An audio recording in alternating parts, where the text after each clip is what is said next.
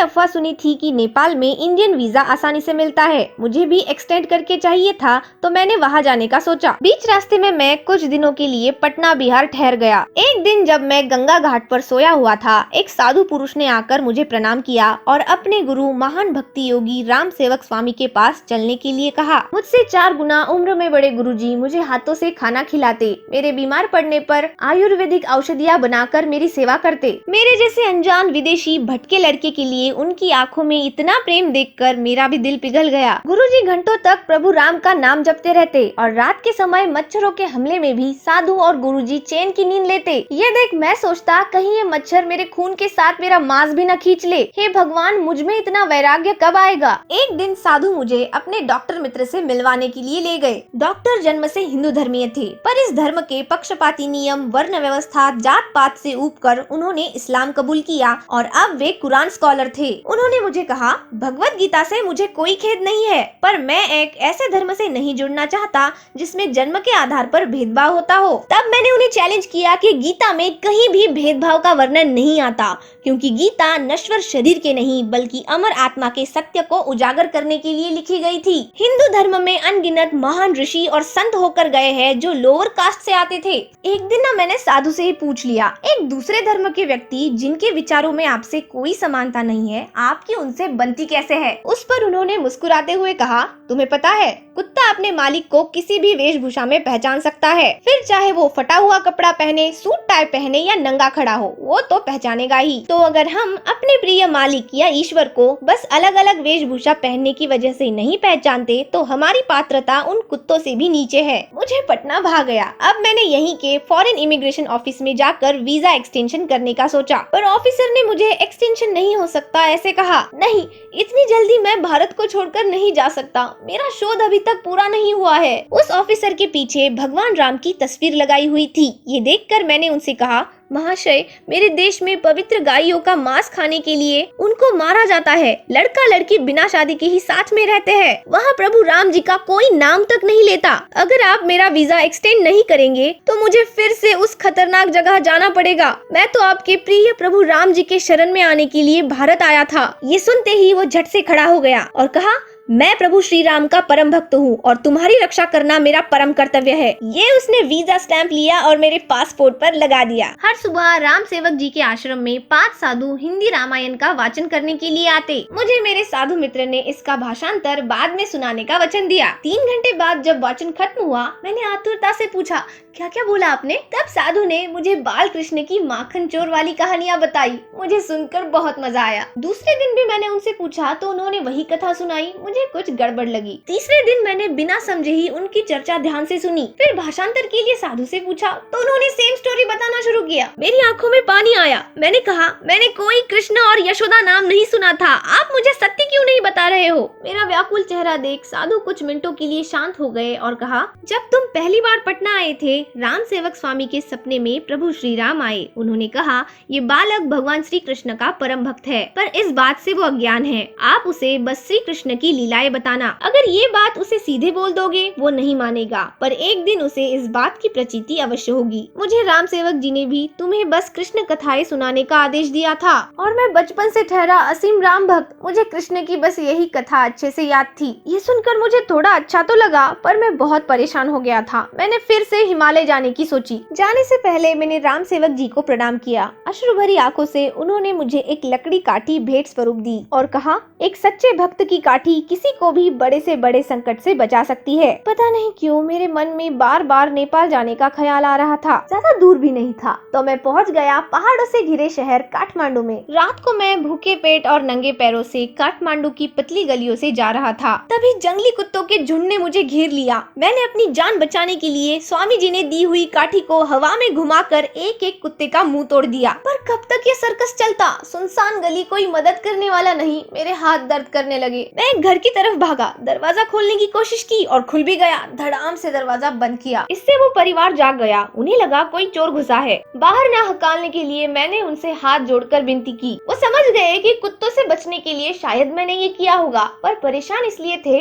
आज रात दरवाजा अंदर से खुला किसने छोड़ा था। वहाँ बैठकर मैं सोच रहा था, आज अगर स्वामी जी की काठी मेरे पास ना होती तो मैं जिंदा नहीं बच पाता। अगली सुबह मैं पास के ही मंदिर गया। वहाँ मैंने सीता माता के जन्म स्थान जनकपुर के बारे में सुना। फिर क्या, मैंने बस पकड़ी और विहार कुंड तक आ पहुँचा। यहाँ मुझे गुरु श्री वेद जी मिले, जिन्होंने मुझे अपने आश्रम में मुफ्त रहने और खाने की अनुमति दी। साथ ही मिथिला राज्य, जनक राजा और खेत जोतते समय सीता माता के मिलने की कहानियाँ भी बताई। जनकपुर में गाड़ियाँ कम और हाथी की सवारी ज्यादा होती थी। यहाँ का बच्चा न बच्चा निष्णात एरावत था। महिलाएं राम सीता जी के मधुर गीत गाकर पानी भरा करती। एक सुबह राम मंदिर के बाजू में मैंने एक साधु को देखा, जिसका आशीर्वाद लेने के लिए हजारों की भीड़ लगी हुई थी। मैं भी लाइन में लग गया। जैसे ही उसने मुझे देखा, अपने बाजू में बिठा लिया। साधु, कहाँ से आए हो? मैं, अमेरिका। साधु, इतने अमीर देश से गरीब भारत में क्यों आए हो और साधु क्यों बनना चाहते हो? मैं, सिद्धि की खोज करने के लिए। सुनते ही वो गुस्सा हो गया। तुम पूरे पागल हो, सुना तुमने? पागल, मूर्ख, सन की हो। माफ करे गुरुजी, मुझे मार्गदर्शन कीजिए ताकि मैं और सुधर सकूं। अरे मैं 30 सालों से साधु बन के रह रहा हूँ। मुझे क्या मिला पता है? सड़े हुए दाल चावल। लोगों को आशीर्वाद देते देते उसने आगे कहा, अमेरिका अमीरों की बस्ती है। खूबसूरत महिलाएं, शानदार आरामदायी घर, अच्छे कपड़े, बेहतर मनोरंजन, सिनेमा।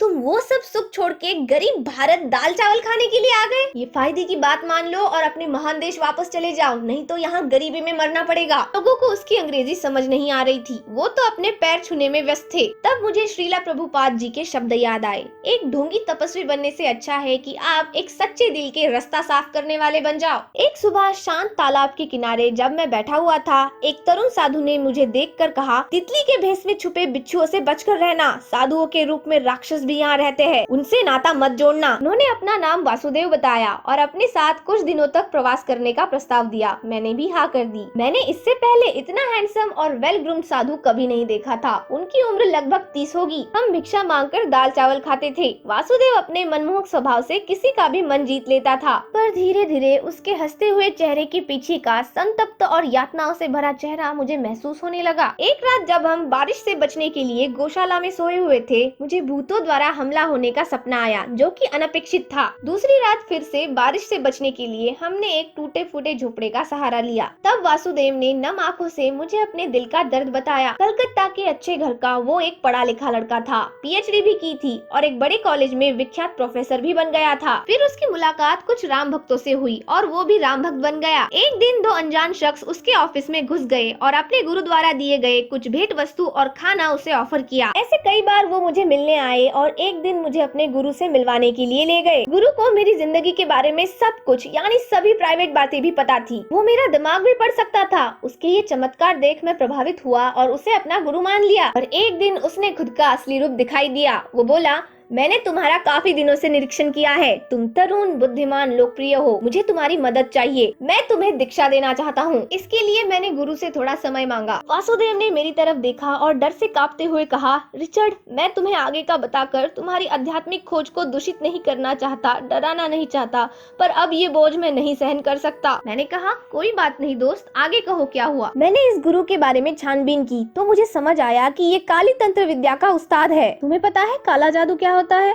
मैंने कहा, नहीं तो। ये बहुत ही शक्तिशाली विद्या होती है। किसी के फायदे के लिए या किसी को बर्बाद करने के लिए भी इसका इस्तेमाल किया जाता है। मैंने जाना कि वो तांत्रिक दीक्षा देते समय उस इंसान की आत्मा पर अगले कई जन्मों के लिए अपना नियंत्रण पा लेता है, वश में कर लेता है। डर के मारे वापस मैं उसके पास नहीं गया। मैंने कहा, तो वासुदेव, क्या तुम्हें उसने छोड़ दिया? नहीं मेरे मित्र, वो तो बस मेरी बर्बादी की शुरुआत थी। उस तांत्रिक के शिष्य रोज मेरे ऑफिस या घर में आकर सताने लगे। वो तांत्रिक मेरी आत्मा पर कब्जा करना चाहता था। उसने मुझे आत्मसमर्पण करने की धमकी दी। मैंने भी उसे जवाब दिया, मर जाऊंगा पर समर्पण कभी नहीं करूंगा। उसकी आंखें खून से लाल हो गई। उसने मेरी माँ को भी अपने वश में कर लिया, जिस कारण मेरी माँ ने मुझे अपने ही घर से बाहर निकाल दिया। कॉलेज के प्रेसिडेंट द्वारा मुझे नौकरी से निकाल दिया। अब तो मैं बेघर और बेरोजगार था। मैं जहाँ भी जाता उसके शिष्य मुझे ढूंढ ही लेते। पुलिस तक को प्रभावित कर उन्होंने मुझे दिया गया संरक्षण निकाल दिया। मेरी जिद से तांत्रिक बहुत परेशान हो गया। उसने मुझे मार डालने का प्रण लिया। अपनी काली तंत्र विद्या की मदद से से उसने ऐसा अदृश्य शस्त्र बनाया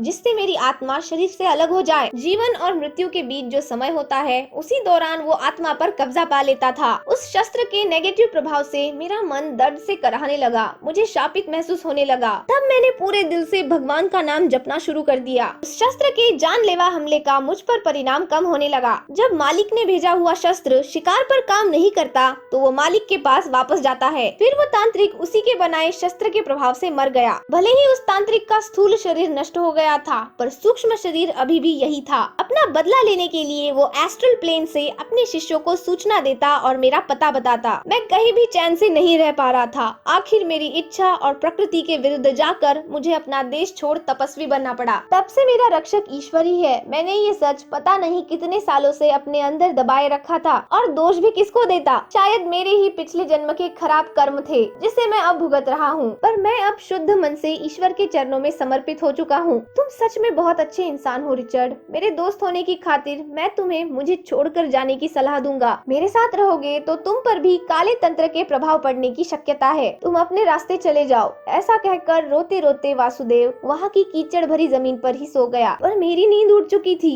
मैंने आसमान में देखा। वासुदेव के लिए प्रार्थना करने के अलावा मैं और कुछ नहीं कर सकता था। तभी बिना समय गवाए रात के अंधेरे में उठकर मैं दूर चला गया। तो दोस्तों, अभी तक नेपाल छोड़ना बाकी है और यहाँ क्या क्या देखने को और सीखने को मिलता है। आखिर भगवान लेखक को कहाँ लेकर जाना चाहते हैं। ये सफर और भी रोमांचक होने वाला है, इसलिए इस वीडियो को लाइक, शेयर और सब्सक्राइब जरूर करें। मिलेंगे अगले पार्ट में। जय हिंद।